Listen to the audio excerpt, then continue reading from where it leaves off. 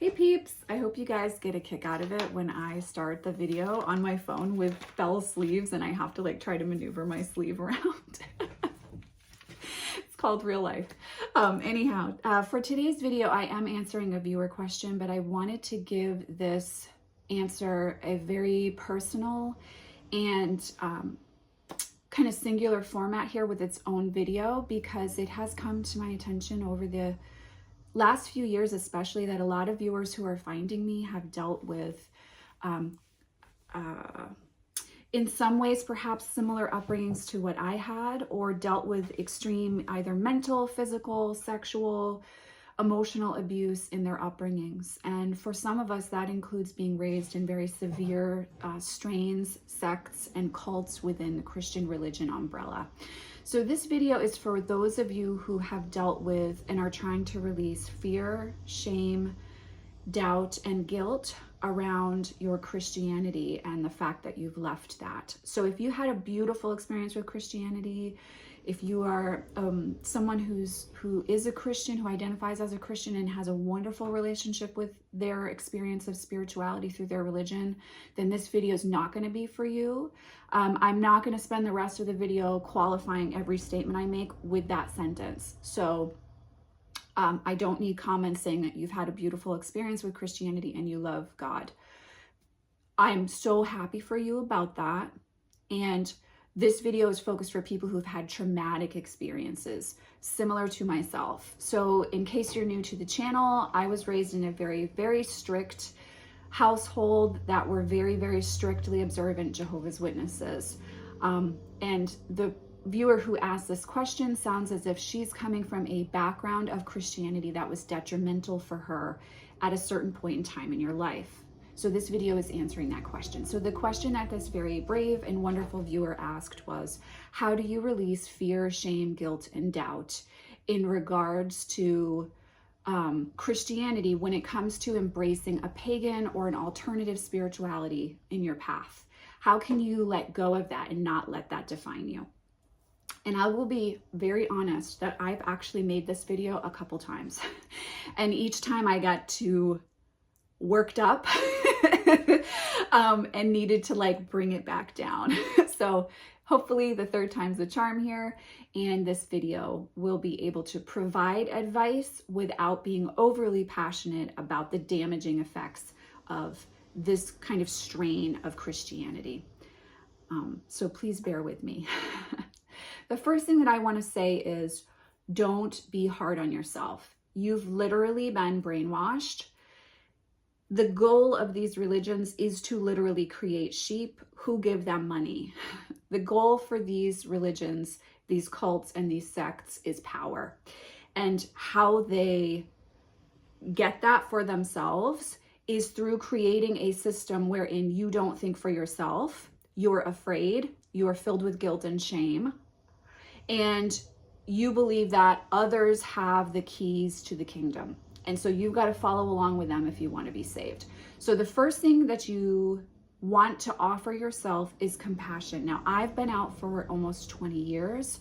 I still am working on wounds from this. I will be for the rest of my life. And I still have moments where I really get sucked into believing I'm an awful person, believing I'm worthless, especially for me because Jehovah's Witnesses are particularly misogynistic religion who believe women are fallen and less than men and need men above them, and men make the decisions, not women. I still to this day cope with being able to believe in myself enough as a woman to be able to do all the things I need to do in and of myself in my life. So you're going to be dealing with this to a certain extent for the rest of your life. The good news is it gets easier, and it's you'll catch the cycle a lot faster. So being hard on yourself is only going to delay you from moving forward. You want to be really understanding. So there are a few things that I want to recommend here outside of being gentle with yourself.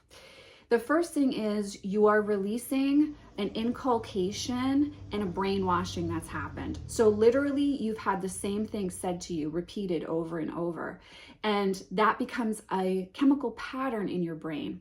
So part of healing is to realize that it's just a pattern in your brain. Just because the fear comes up that you're going to be punished, that you're going to be possessed by demons, that you're doing something evil, that God's going to come forward and smite you, those thoughts are just thoughts that were given to you, and they've become a brain pattern. So just because you think them doesn't mean that they're true. So that's number one. Realize that it's like literally a chemical pattern in your brain that you're unraveling. So every time you catch yourself in the fear of, oh my God, if I use this tarot deck, I'm working with the demons. Catch that thought, stop, and ask yourself, is this true? And this is where the next piece comes in. And I call this like the critical thinking piece, because you've literally been taught, if you were in a strictly religious environment, that you can't think for yourself. You shouldn't think for yourself. That to think for yourself is being in collusion with Satan, right? It's colluding with Satan to think for yourself. So after you catch that pattern, engage in critical thinking. What was very helpful for me was to say, is this true? Where did I hear this? And can this be proven? And then I will go down the list of things that I've proven to be categorically out of alignment with what I believe in my heart. Now, for me, in the environment I was raised in, I've actually read the Bible cover to cover at least 3 times in my life. And so when I need proof for myself that a thought that's in my mind isn't true, or that what I was raised in is not the truth, I will go in and look at a certain scripture, in my mind and say, but we know that that's not true. I've proven that that's not the case for me. Whether that's stoning people who are not of the same faith as you, people who are of a different race than you, witches, men who lie with men. If you go back to the Old Testament especially, it's chock full of a very vengeful God. And for me, I don't want to work in alignment with that. So that critical thinking piece really, really has helped me. So catch the pattern, engage in critical thinking. Is this true? Why are they saying this is true? What's their proof? And what's my proof that it's not the case? So catch the mental thought pattern, engage in critical thinking, feel into your practice. So this has been really healing and helpful for me. And for me, it's sitting with like, do I feel more in alignment and better when I'm engaged in my practice? So let me give you an example of this in case this doesn't make sense.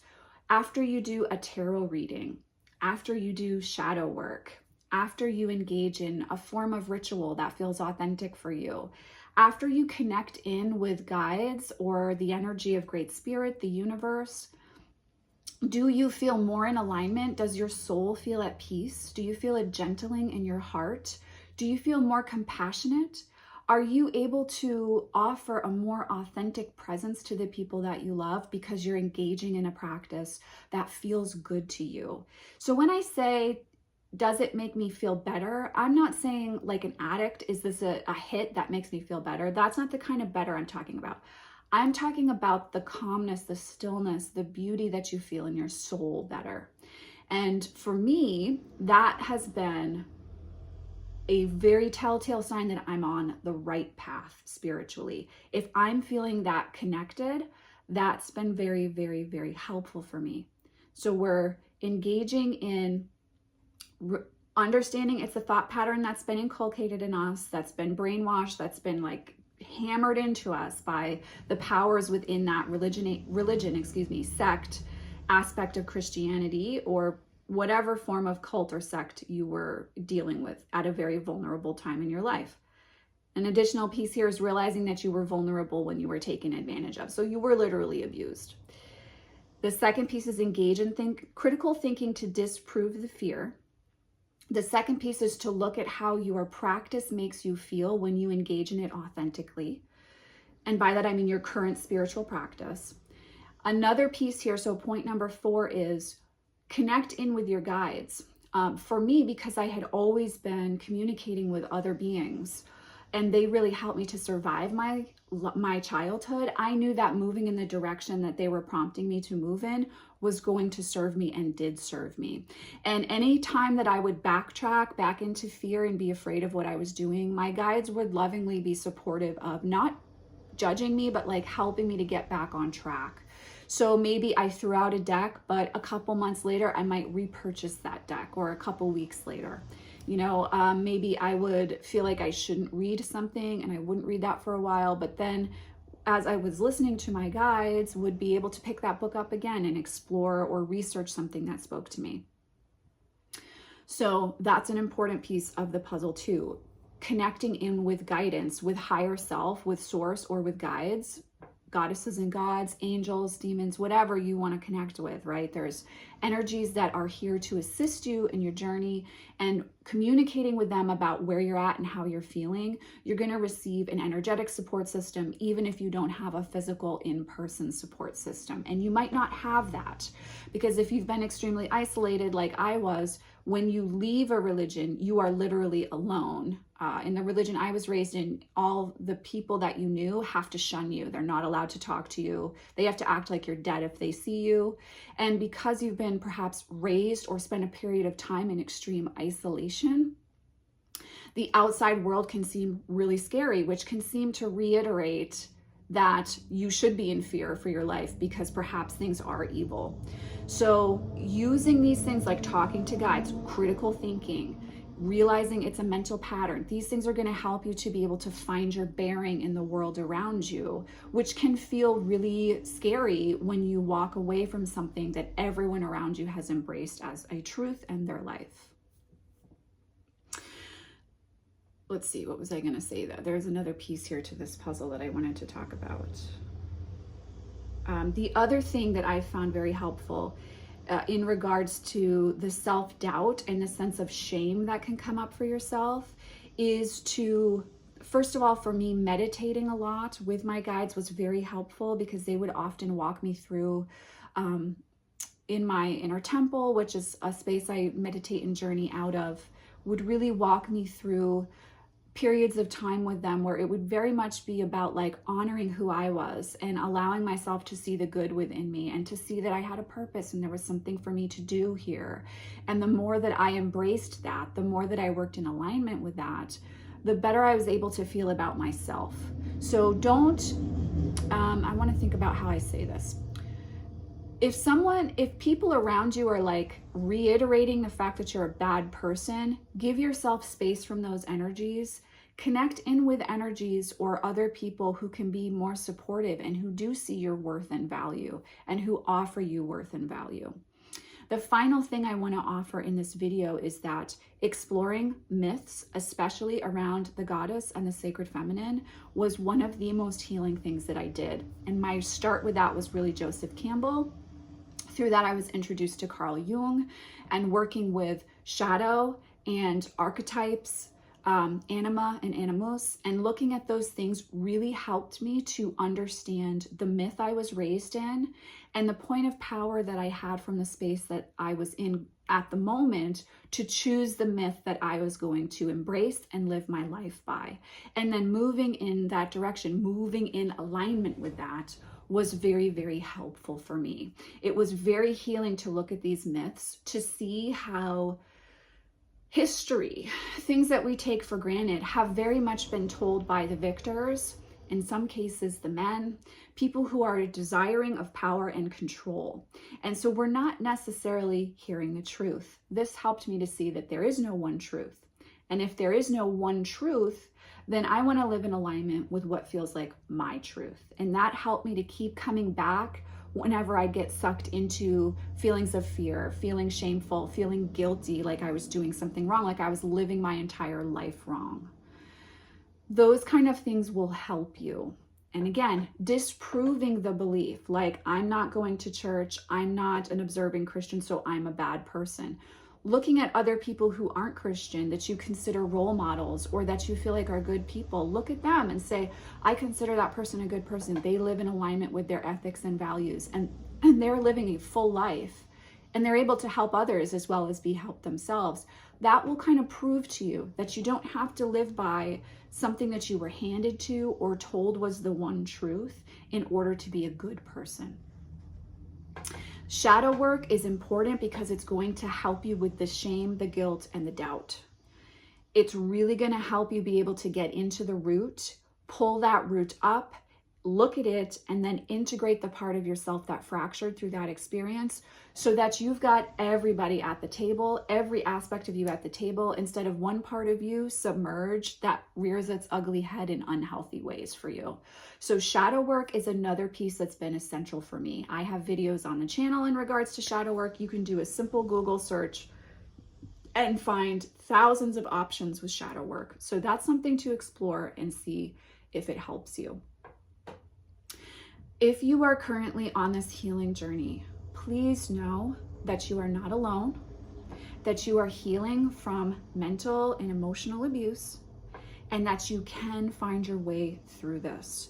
And if you get rid of tarot decks or get rid of ritual items or get rid of crystals and stones, in that moment of fear, don't be hard on yourself about that. Know that in the future, down the road, you'll be able to repurchase that outer expression of something, and it's really about the inner core. It's about you, and your spiritual experience should be something that feels deeply fulfilling for you and something that allows you to express your truest self.